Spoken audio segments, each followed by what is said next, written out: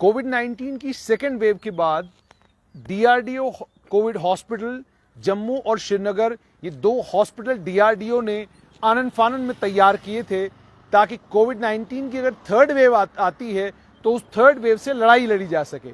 कोविड-19 की third wave आई, लेकिन पेशेंटों का नंबर बहुत कम था।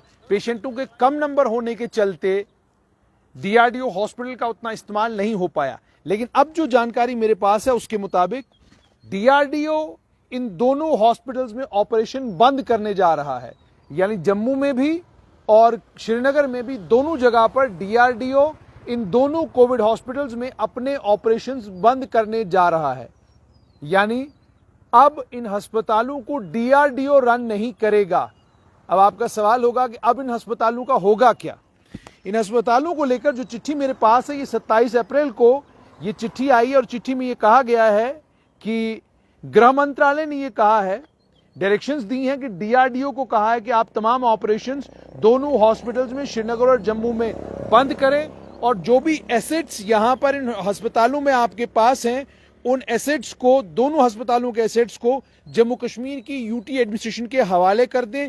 जहां पर हैं जिस स्थिति में उसी स्थिति में उनके हवाले कर दें, ताकि इन हॉस्पिटल्स को अब जम्मू कश्मीर की सरकार रन करेगी। यानी अस्पताल बंद नहीं होंगे, लेकिन अब ऑपरेशंस जो हैं वो जम्मू कश्मीर की सरकार इनको ऑपरेट करेगी। ऑलरेडी आप जानते हैं डीआरडीओ हॉस्पिटल में स्टाफ की बात करें, सिक्योरिटी की बात करें, पुलिस की बात करें, तमाम जितना भी यहाँ स्पोर्ट्स स्ट्रक्चर है वो सारे का सारा स्पोर्ट्स स्ट्रक्चर जो है वो जम्मू कश्मीर की सरकार का है। रेंटल को लेकर, जहां तक रेंटल स्ट्रक्चर का जो स्ट्रक्चर जिसका किराया वो देना है, दोनों हॉस्पिटल्स को लेकर यूटी एडमिनिस्ट्रेशन से ये कहा गया है कि यूटी एडमिनिस्ट्रेशन पूरी फैसिलिटी को खरीदना चाहती है किराया देने की बजाय। तो उसमें यह भी कहा गया है कि वेंडर से जो प्रपोजल रेंटल इंफ्रास्ट्रक्चर को लेकर हमें मिला है वो प्रपोजल भी जम्मू कश्मीर की सरकार को दे दिया गया है। यानी साफ तौर पर ये कि 27 अप्रैल 2022 को एक चिट्ठी आई है। इस चिट्ठी में साफ तौर पर ये कहा गया है कि अब जो डीआरडीओ के ये कोविड हॉस्पिटल्स हैं जम्मू और श्रीनगर में, अब इन दोनों हॉस्पिटल्स को ऑपरेट करेगी जम्मू कश्मीर की सरकार। अब इसके आगे डीआरडीओ इन हॉस्पिटल्स को नहीं चलाएगा, लेकिन हॉस्पिटल इसी तरीके से काम करते रहेंगे। हॉस्पिटलों में कामकाज नहीं रुकेगा। फर्क सिर्फ इतना होगा कि अब जम्मू कश्मीर इन दोनों हॉस्पिटल्स को खरीद लेगी। अभी तक आप जानते हैं कि ये जो सारे का सारा स्ट्रक्चर है, इस सारे स्ट्रक्चर का किराया जम्मू कश्मीर की सरकार भरती है और किराया भरने की बजाय अब जम्मू कश्मीर की सरकार जो है इस हॉस्पिटल को टेक ओवर करेगी और टेक ओवर करने के बाद इन हॉस्पिटलों को अब चलाने का काम जम्मू कश्मीर की सरकार डायरेक्ट करेगी। अभी तक ये सारा काम डीआरडीओ कर रहा था, लेकिन डीआरडीओ के काम में भी जम्मू कश्मीर की सरकार ने ये इंश्योर किया था कि कम से कम डीआरडीओ की सारे का सारा स्टाफ जो जम्मू कश्मीर की सरकार ने दिया था। अब इस समय जम्मू इस कोविड हॉस्पिटल की स्थिति ये है कि कोविड के इस हॉस्पिटल में पेशेंट तो कोई भी नहीं है, हॉस्पिटल बिल्कुल खाली है, लेकिन उसके बावजूद यहाँ के स्टाफ ने और जो भी अधिकारी यहाँ पर मौजूद है उन्होंने ये इंश्योर करके रखा है कि अब भी पूरे तरीके से इस हॉस्पिटल को आम जनमानस के लिए, पत्रकारों के लिए, सबके लिए बंद करके रखा जाए। आप देख सकते हैं कि गेट बंद हो चुका है।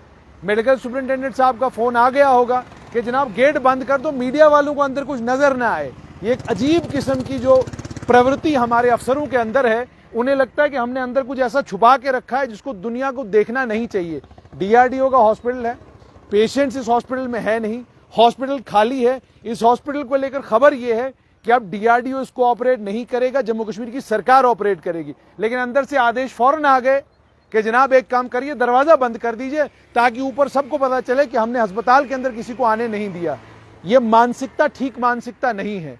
ट्रांसपेरेंसी के और अकाउंटेबिलिटी के इस जमाने में जहां आपको मीडिया को आमंत्रण करना चाहिए, दिखाना चाहिए कि डीआरडीओ ने कितने कमाल का हॉस्पिटल बनाया है, वहां दरवाजे बंद करने से आप सिर्फ एक चीज साबित करते हैं कि हमें सिर्फ लॉकअप लगाना, ताले लगाना और लोगों को बंद करना आता, उसके अलावा हमें कुछ नहीं आता।